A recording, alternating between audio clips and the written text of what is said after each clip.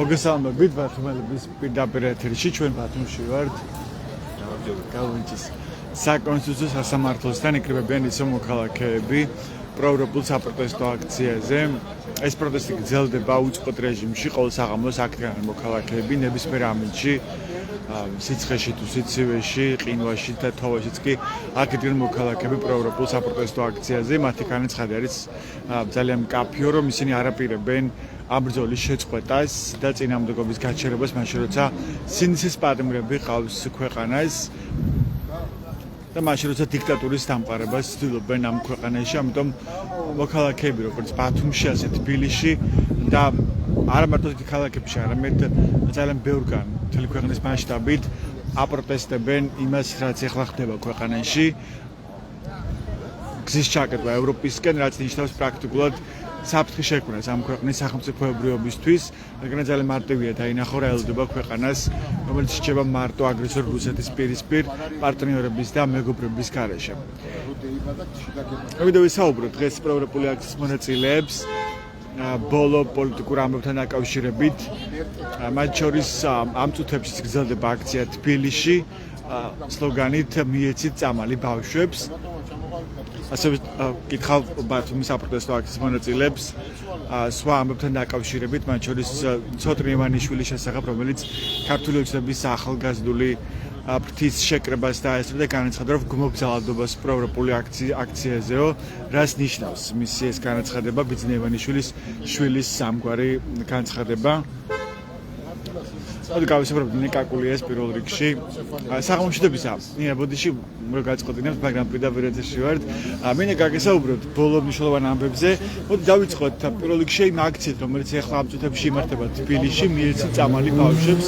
ჩვენ ვიცით კონკრეტული ოჯახები, რომლებიც მთელი ეს დღეები აქტიურად ცდილობენ, რომ შეხვდნენ მთავრობას, მაგრამ არანაირი ხმა და პოზიცია არ ისმის, რომ ამ ოჯახებმა მიიღონ წამალი ბავშვებისთვის. და ეხლა ამ წუთებში იმართება აქცია თბილისში, მიეცით წამალი ბავშვებს. რა საჩვენებს თქვენთვის ეს ამბავი და თქვენ რა შეგიძლიათ გითხრათ ამაზე? პირველ რიგში ამ ყველაფერთან დაკავშირებით მინდა ვთქვა, რომ როგორც დედას ძალიან კარგად მესმის, რას უნდა გრძნობდეს მშობელი. ამ ბავშვების მშობლები რას გრძნობენ? ბოდიში აქვე აღვნიშნოთ, რომ ეს არის იშვიათი გენეტიკური დაავადება, დიუშენის კუნთოვანი დისტროფია. უბრალო გრიპიც როცა ჭირს ბავშვს და ყოფს, მშობლისთვის ესეც უკვე არის აუტანელი ტანჯვა და როცა არის იშვიათი და ასეთი ძალიან სერიოზული დაავადება და როცა მშობელმა იცის, რომ წამალი არსებობს, მაგრამ მისი შეძენის საშუალება არ აქვს. ეს ხომ ასმაგი ტანჯვა. და ასევე იცის, რაში იხარჯება ამ ქვეყნის ბიუჯეტი, ხო? მათ შორის 100,000-ობით ლარები, თქვა სარესტორნო ხარჯებში, ავტომანქანების შეძენაში. მხოლოდ იმას აჩვენებს, რომ მთავრობაში ყოფი ადამიანები არ არიან, ანუ არ აქვს ემპათია, არანაირი, არ აქვს განვითარებული ემოციური ინტელექტი და მხოლოდ იმას ცდილობენ, რომ ასიამოვნონ თავიანთ სენიორს და მოიპოვონ რაღაცა დივიდენდები მათთვის. ანუ მხოლოდ საკუთარ თავზე საუბრობენ, როგორ გამდიდრდნენ და რაღაცა კასტა მართავს ქვეყანას და ანუ სიცოცხლეც კი, ბავშვების სიცოცხლეც კი არ არის ფასეული ქართული ოცნებისთვის. იმას მიფიქრია, რომ ყველა ვინც ვიცი, რომ ზოგიერთ შვილიც კი გარდაცვლილი ყავს, მაგრამ ეს ადამიანებიც კი არ ფიქრობენ რატომღაც, ან არ უნდა იფიქრონ, არ უნდა დაუსწორონ თვალი ამ პრობლემებს. არსებობენ რაღაცა თავიანთ რეალობაში, რომელიც ჩვენი რეალობისგან განსხვავებულია. რაღაცა გუშტში იმყოფებიან. და ზოგადად არიან რეალობას მოწყვეტილი. მე არ მახსოვს მენახოს, რომ რომელიმე ხელისუფალს, აი რომელიმე ხელისუფლების რომელიმე წარმომადგენელს რო ესაუბროს ხალხთან რომ გამოსულიყოს და გაემართოს რაღაცა საუბარი, დიალოგი. ამიტომ რაღაცა არ ვიცი რა დავარქვა რა. თავიანთი რეალობა აქვს რა მოკლედ. როგორ აღიქვით დღეს ცოტნე ივანიშვილის განცხადება, მან თქვა რომ მე გმობძავთ უბრალოდ ჩემი აზრით ეს ყველაფერი ასე არ უნდა მოხდარიყო, განაცხადა ცოტნე ივანიშვილმა პროევროპულ საპროტესტო აქციებზე, როცა ადამიანებზე იზალადეს მათ შესახებ დაუსვეს მას შეკითხვა. რაღაცა თქვა, რაღაცის თქვა უნდოდა, მაგრამ რა თქვა, მე მგონი თვითონ ის ვერ მოხდა, იმიტომ რომ უაზრო ფრაზა ასე არ უნდა მოხდარიყო რა. არ მინდოდა ანუ იზალადეს ამ ადამიანებზე, მაგრამ ეს არ უნდა მოხდარიყო ასეო. ისევ დაუბრუნდებით იმას, რომ რეალობას მოწყვეტილი არიან. რა იცის ცოდნე ივანიშვილმა გასაჭირი აქვს ქვეყნის მოსახლეობას. საიდან ეცოდინება ოქროს აკვანში გაზრდილს ცხოვრება არ აქვს ნანახი არაფერი იცის რა არის ლაღად არხეინად ცხოვრობს და ვითომ რაღაცა თქვა ვითომ იმიტომ რომ უნდა გამოსულიყო ალბათ არ ვიცი ანუ შევთხოვით ამოწდენილი სიტყვები იყო თქვენ ასე შეშაბლება არის უაზრო და არაფრის მთქმელი უბრალოდ სიტყვებია არაფერი არ თქვა ცოტნე ამით არაფერი აზრია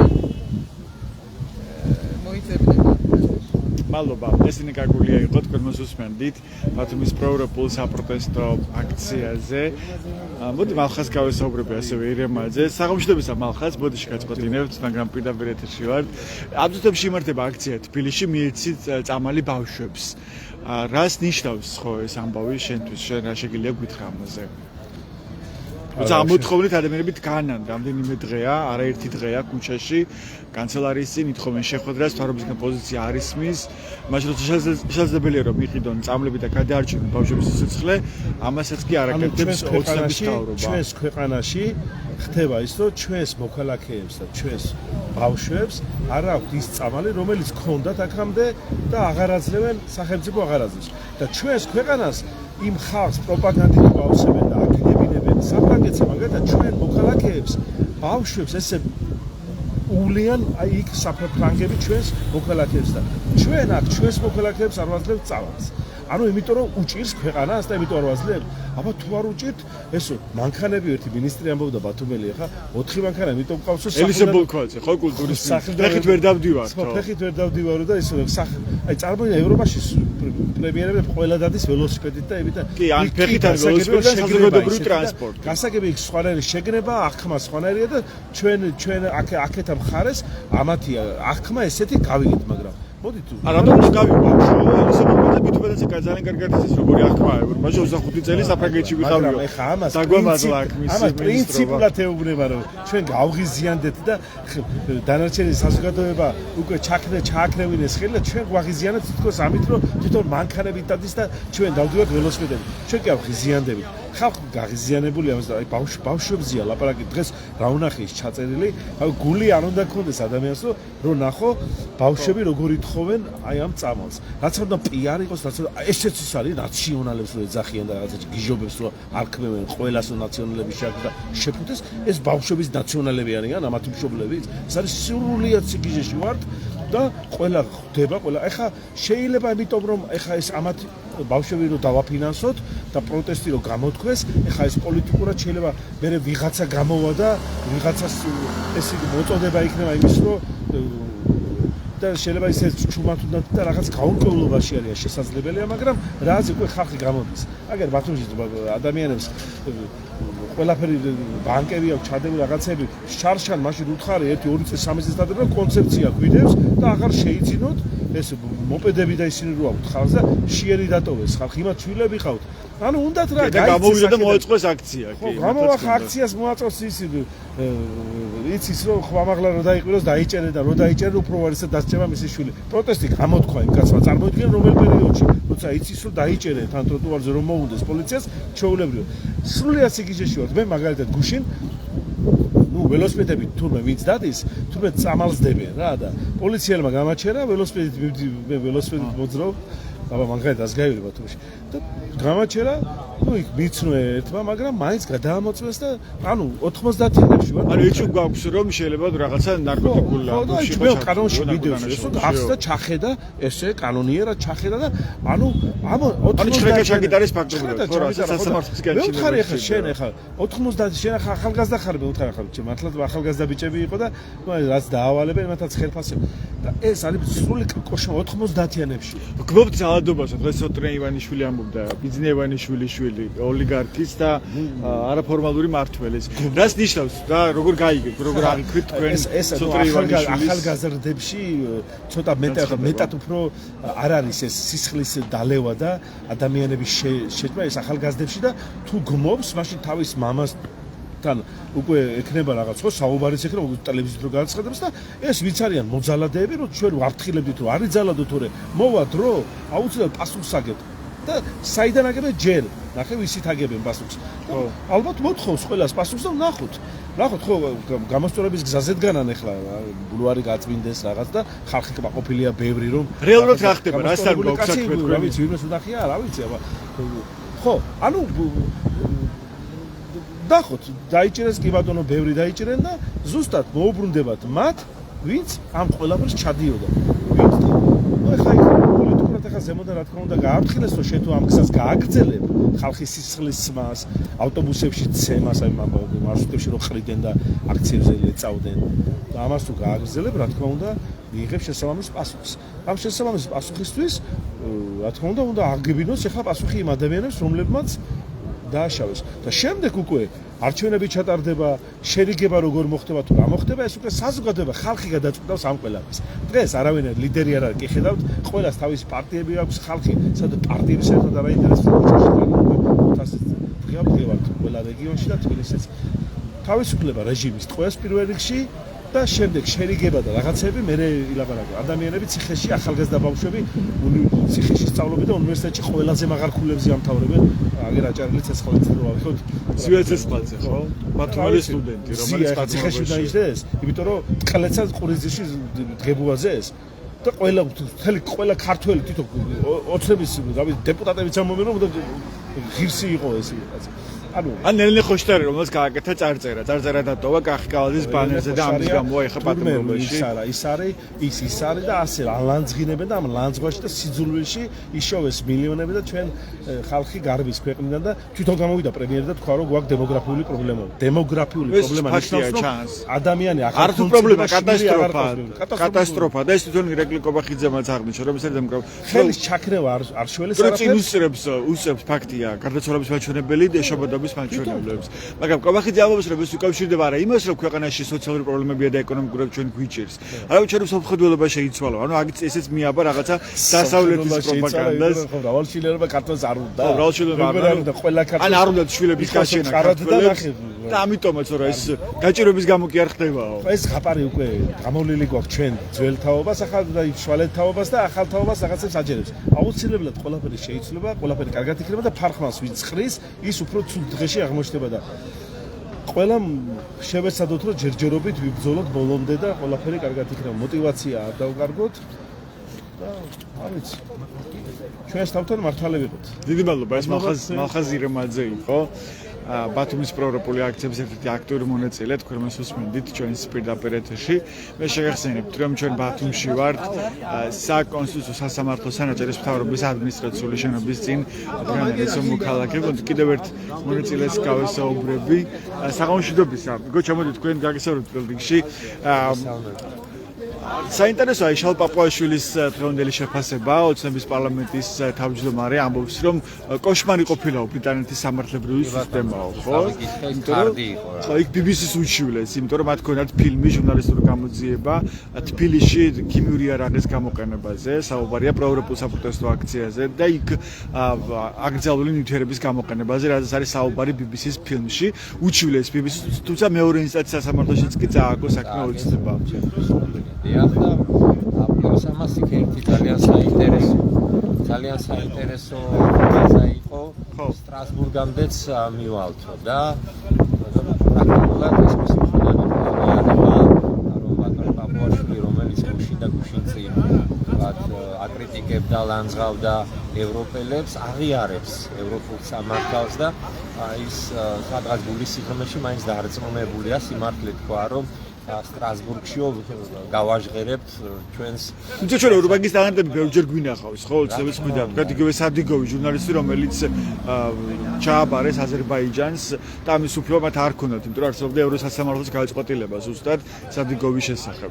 აი ნახეთ, როგორი სასტიკი რეალობის წინაშე ვდგევართ ჩვენ გველაპარაკება ის პარლამენტის თავმჯდომარე, რომელმაც გუშინწინ ესე რომ ვთქვათ, საკუთარ მოქალაქეებს დაუპირისპირა შინაგან საქმეთა სამინისტროს თანამშრომლები, მათ სავარაუდოდ დიდი ალბათობით, რადგან ეს ფილმშიც არის გადაღებული, საკუთარი მოქალაქეების წინააღმდეგ გამოიყენა მომწამლავი ნივთიერებები და დღეს დაახლოებით 100 ბავშვის მშობელი გამოდის და იგივე მთავრობას ემუდარება, რომ გადაურჩინოს შვილი და ისინი პოულობენ ამ ხელხუმბარების, მომწამლავი რაღაც აირების ფინანსურ რესურსს, არიშურებენ ათასობით თავისი მოქალაქეს წინააღმდეგ, მაგრამ მათ არ გააჩნიათ ფინანსური რესურსი, რომ გადაარჩინონ 100 ბავშვის სიცოცხლე. ეს რა არის ეს? რასთან გვაქვს საქმე? ბავშვების სიცოცხლეც კი არ არის ფასეული ოცნებისთვის? სამწუხაროდ და საუბედუროდ ისინი დიდი ხანია გასული არიან კონსტიტუციური ჩარჩოებისგან, მათთვის უკვე აი ეს მაკიაველის მე-15 საუკუნის პოლიტიკა არის მისაღები და ის ყველასთვის ცნობილი ფრაზა, რომ მიზანი ამართლებს ყოველგვარ საშუალებას. ისინი ცდილობენ, რომ ყველაფერში საიდანაც შეიძლება სარგებელი მიიღონ, მიდიან ამაზე და იღებენ სარგებელს და ისინი იყენებენ ყველა ხერხს და მეთოდს, რომ შეინარჩუნონ საკუთარი ძალაუფლება. და ამისთვის ყველაფერი აი ცუდი ჭყალებში ვითხრა ყველაფერი მოსულა. ეს არის ბატონ პაპუაშვილი ძალიან ხშირად საკუთარი განცხადებებით საკუთარ თავს და პოზიციას ეწინააღმდეგება. როგორ შეიძლება ერთის თქვა, რომ თქვა ევროპაში არ არსებობს სამართალი, იქ არის ბიუროკრატია, ეს ლიდერები ესეთი ცუდი არიან და მეორე წუთში თქვა, რომ ჩვენ მოამზადებთ არჩევნებს და სტრასბურგამდეც კი ჩავალთ. ეს ფაქტი მე ან ბრიუსელი მიაქანებს ევროკავშირის საბჭოთა კავშირისკენ, ევროპას საბჭოთა კავშირისკენ. როგორ შეიძლება ეხლა გამეკემა, როდესაც ნახე ეს ქარტის სახით არის, რომ თურმე ჩვენ არ გვინდა დაბრუნდება საბჭოთა კავშირში.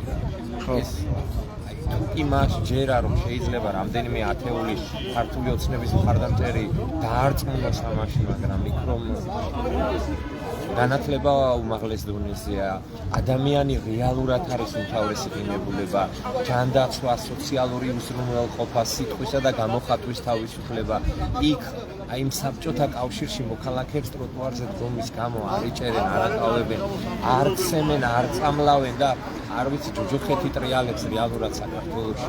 გუშინ და გუშინწინ იმისთვის რომ გვეთქვა, რომ აი ხვალ ესეთი რაღაცები მოხდება საქართველოში, ეს იტყოდნენ, რომ არ არსებობს აბსურდია, თუმცა დღეს ადამიანები ქუჩაში დგარან და საკუთარი შვილების სიცოცხლის გადარჩენისთვის იბრძვიან. აი ეს ადამიანები დღეს ქუჩაში დგანან იმისთვის, რომ ხელისუფლებას თხოვენ გაანთავისუფლოს მათი უდანაშაულო შვილები და ამ მშობლებს აჯარიმებენ. აი წარმოუდგენელი გმოფო ძალადობაში დღეს ამბობდა ცოტნე ივანიშვილი, ხო, ბიძინა ივანიშვილის შვილი, ქართული ოცნების ახალგაზრდული ფრთის შეკრებაზე. რა გზავნილი იყო ეს თქვენ როგორ აღიქვით და რატომ ეს არის რასთან ქონდა საქმე, თქვენ როგორ აღიქვით? აი ქართული ოცნების გარკვეული ნაწილი აცნობიერებს რეალურად რა მოხდა, უკვე სიტუაცია შესულია ციხში. ბატონი ყობახიძის პოლიტიკამ ამოწურა უკვე ამ ძალადობამ, ძალმომრეობამ და დღეს პრაქტიკულად ბატონმა ივანიშვილმა ან დაინახეს, რომ ძალადობის რესურსი ამოიწურა ქვეყანაში, თქვენ ფიქრობთ? რაც უფრო მეტ ადამიანს დააკავებენ, მით ეს პროცესი არ გაჩერდება. 500 დღეზე მეტია ადამიანები ქუჩაში დგან და მშვიდობიანი აქციის პირობებში ითხოვენ სამართალს, სიმართლეს, ობიექტურობას, მშვიდობიან ნორმალურ ცხოვრების პირობებს. მე ვფიქრობ, რომ საკუთარი ოჯახის წევრი ცოტნეს სახით საჯარო განცხადება გააკეთა, ეს არის მოწოდება ხელისუფლებას. ანუ ეს რეალურად ივანიშვილის გზავნილია? მე მიმაჩნია რომ ეს არის მისი პოზიცია და ამით გზავნილი გაუგზავნა თავად ხელისუფლებას რომ შეცვალოს მიდგომა. მაგრამ ხელისუფლება ძალიან მარტივად ეთქვის, ხო ივანიშვილი პრაქტიკულად თვითონ მართავს და ძალიან ბევრი ასპექტით ჩანს, რომ არაფორმალური მართველია. მაგრამ მამან ჩათვალა საჭიროდ რომ ეს უნდა გაიჟღერებინას, რომ მოისმინეს საზოგადოებას. აი სამომავლოდ აუცილებლად ითქვა რომ აი ეს ბატონი კობახიძე რომელიც საც ჩააბარა და ანდო სამთავრობო გუნდი მან გაართვა თავი ესე ჩემი აზრით. ანუ კობახიძე ჩამოშორებას ცდილობს ივანიშვილი თქვენ. განცხადება ჩემთვის აი მართალბრძანებთ არის წინსწრები იმისთვის რომ ბატონი კობახიძის პოლიტიკური კარიერა უკვე ზენიტშია და მიდის ანუ შეამზადა მათ შორის ოცნების მხარდამჭერები რომ აი ამიტომ უშვებ კობახიძე და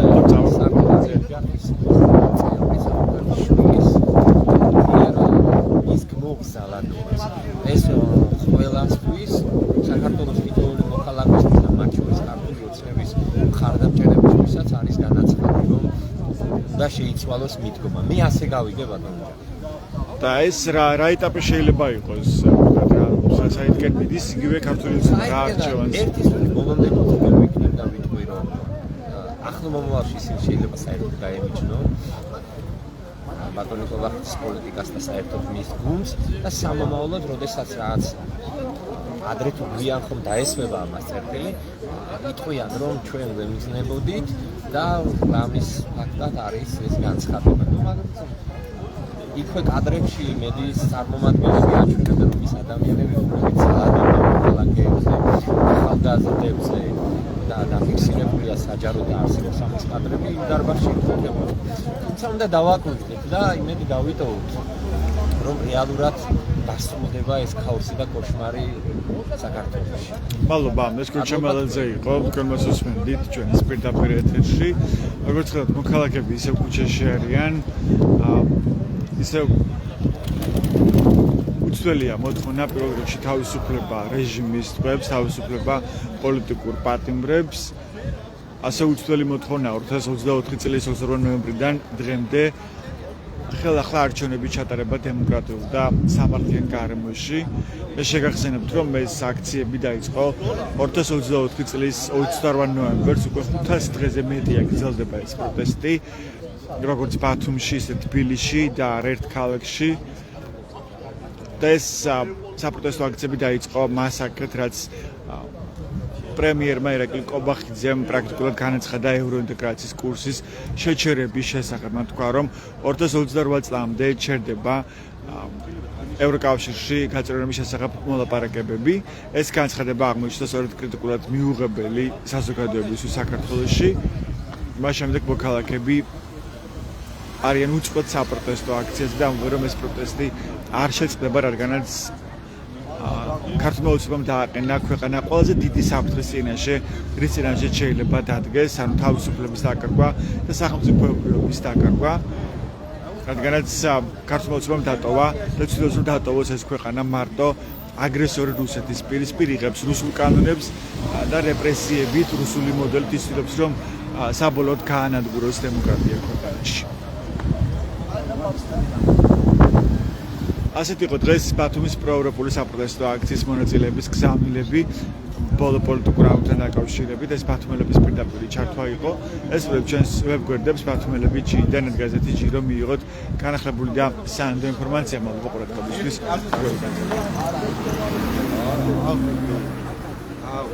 მაგრამ ეს პოლიტიკური